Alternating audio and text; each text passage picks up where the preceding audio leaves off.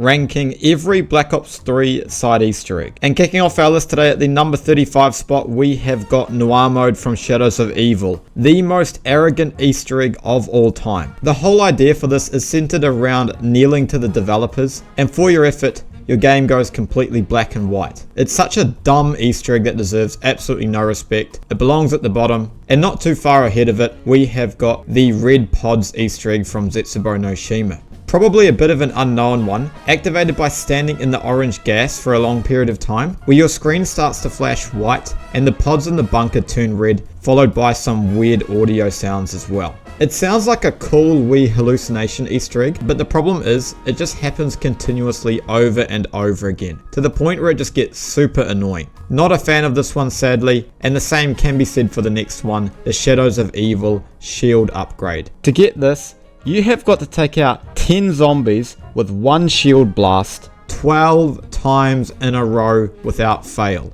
And what do you get for your efforts? The ability to hold an extra shield blast. That's it. It's absolutely ridiculous, a lot of effort for no reward. Moving on to the number 32 spot, where we have got that strange developer side Easter egg from Der Eisendrache. A side Easter egg that was clearly never meant to be discovered. There's not necessarily anything inherently bad about it. I mean, it's not hard to do. It's just totally pointless. But it's not at the bottom, as it is a nice touch. And a similar thing can also be said for our next spot, the Dempsey rocket Easter egg that's also on Der Eisendrache. We're sitting in the spawn room and watching the rockets leave for long enough. We'll spawn Tank Dempsey's rockets into the map, where it will orbit around until it crash lands in that step in the main Easter egg. It's essentially just a visual Easter egg that is a fun addition, to be fair. Up next, we have got the skeleton Easter egg that is also on Der Eisendrache. Another visual side Easter egg that is kind of fun to do. It does require in plain sight, but it's a cool effect, and they even added in some sound effects for the skeletons too. I'm glad it's in the game, but let's be real, there ain't a lot going on here. Next up, I have decided to group all the music Easter eggs together. Being honest, they aren't at their best in this game. It's much of the same we've seen before for the most part, but there are a few stands out, especially with Shadows of Evil and the Giant. Highly recommend you check out those. Coming in at our number 28 spot today, we have got the BRM wall buy Easter egg. Very similar to the LSAT wall buy on Buried, this Easter egg is done by running on all the blue tiles during low gravity on Der Eisendrache. An Easter egg which you could probably solve on your own, which is good, but 2,000 points for the BRM is a little steep. Into the number 27 spot now is the Disco Easter egg. Personally, one of my favourite side Easter eggs of all time. You throw a grenade or shoot an explosive at the planet and the moon in the control room, and it will light it up for about 30 seconds. Just a neat wee side Easter egg. And number 26 is much the same. If you head over to this blue button used to activate the rocket test on Der Eisendrache, the first time you stand on it each game, a free death machine will appear near the pyramid on the other side of the room that you can grab if you're quick enough. A handy reward, especially if you're low on ammo or points, or for the Panzer. Now at our number 25 spot, we have got the Samantha hide and seek Easter egg on Gorod Krovi. The first time you do this one is frustrating as they are insanely hard to see, but once you know where to look, it's fairly easy, and it's nice having a max ammo on demand.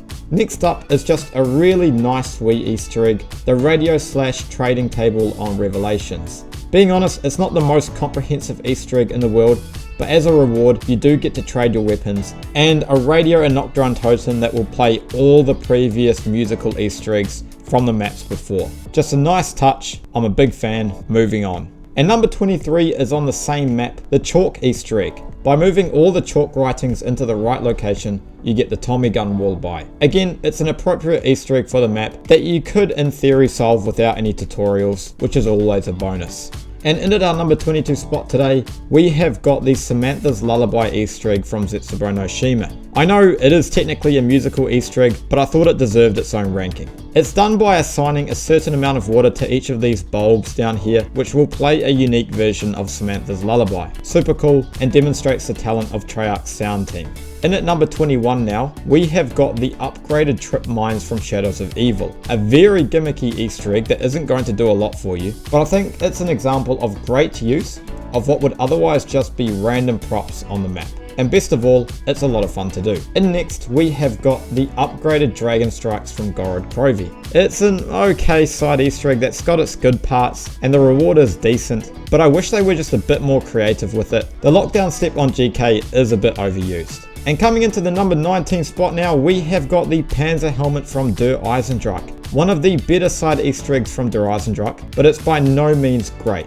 It is certainly handy to have, but I don't feel it's totally worth the effort, especially since it's quite easy to miss and you've only got one shot at it. And then at number 18, we have got the Annihilator Easter egg on the Giant. Yeah, you could argue it's the main Easter egg on the map, but I've always felt it was more of a side Easter egg. It is simple, easy, and I'm not going to say no to an extra weapon, even if that weapon is the Annihilator. Following up the Annihilator is the other Easter egg on the Giant, the Secret Extra Perk. What is simultaneously a great side Easter egg and also one that has got so much missed potential. I've always wanted this to be part of a larger Easter egg on the Giant. It's still really cool, but at the same time, the reward is only good 50% of the time. For number 16 today, we have got the Magua Mask from Shadows of Evil. One of the most challenging side Easter eggs on Black Ops 3. Without the ray gun, it is quite hard to hit all the Magua hearts. Plus, it's glitchy as with the tram swinging around corners. But the reward is not too bad. It was the first mask in the game, so it's understandably a bit unpolished. And the same is kind of true for number 15 as well, which is the challenge boxes that feature from Zetsubo through to Revelations. Some of the rewards from these challenge boxes are actually very good and certainly worth doing most of the time, but I feel they just never got them 100% right in this game. I think the challenges themselves were a bit underwhelming. But anyway, moving on to our number 14 spot now, we have got the infamous Plunger Easter egg from Der Eisendrache. A really polarizing Easter egg because you've got some really well fleshed out steps like turning on the clock tower, stopping it on 935, teleporting back in time just to receive a plunger. But at the same time, this is the stuff we just don't see enough of in zombies, and I just wish the plunger was a bit stronger. Coming into the number 13 spot, we have got the free perk on Revelations. Just a really solid side Easter egg that no matter how many times I do it, still seems to humble me every single time. A good challenge and one that we never saw anything like again. And up next, we have got one of the most underrated side Easter eggs of all time, the Golden Bucket on Zetsubo. I know the plants on Zetsubo isn't the greatest system in the world, but the Golden Bucket makes it far more bearable, and it's a lot easier to do than you think, and has some pretty cool steps as well. Check it out next time you're on Zetsubo. Up next, ladies and gentlemen, we have got the masks from Gorod Krovi. All three of which are very solid in their own right, and not too difficult to obtain as well. I do feel that the Dragon Wings are the best of the three, followed by the Mangler helmet. It's so good being able to teleport straight to Pack-a-Punch, and also take less fire damage. And staying on Gorod Krovi for our number 10 spot, we have got the Monkey Bomb upgrade quest on Gorod Krovi. One of my personal favorite Easter eggs of all time. It was so nice to finally see an upgrade to the monkeys. Admittedly, the upgrade process itself is less than ideal. Getting 50 kills with the monkeys is almost impossible past round 10 without gobblegums, but the reward is so worth it. Coming into number 9, ladies and gentlemen, we have got the free Mega Gobblegum from Shadows of Evil. Who doesn't love a free Mega Gobblegum? I mean, let's be real, most of the time you get a totally useless Gobblegum, but I really enjoy this side Easter egg. It's something you can just do as you go and doesn't require anything crazy. And the same is all true for number 8, the free Gobblegum on Der Eisendrache. Again, very similar to Shadows of Evil in the fact that it can just be done as you go. I just like the steps of this one a wee bit more though. Taking a plant back in time so then it's fully grown in real time, I think is a really creative step, and I can't believe the free Gobblegum Easter egg wasn't continued into the other maps. And I feel the same for the number 7 spot, which is the Gorod Krovi shield upgrade. Such an underutilized Easter egg. This one is leagues better than the Shadows shield upgrade. It is a great balance of effort and reward, and it's a lot of fun to do. It makes it stronger and more powerful, an absolute no-brainer. And moving on to our number 6 spot, where we have got the Revelations Lil Arnie upgrade. Another side Easter egg that's 100% worth doing. I mean, it rewards you for playing the game and makes the Lil Arnies far more powerful, last longer, and in my opinion, a sick aesthetic as well. But one map does it slightly better, and that map is Shadows of Evil, of course. The upgraded little Arnies on Shadows of Evil have the same stats as Revelations, but let's be real, the steps are a lot cooler here, and you just can't beat the little Arnies dance in the burlesque. For our number 4 spot now, ladies and gentlemen, we have got the best Der Eisendrache side Easter egg, the second gondola. One of those myths in zombies that actually came true, activated by throwing your grenades into the gondola at the start of the game, and then activating about 5 tram fuses. A true zombie secret.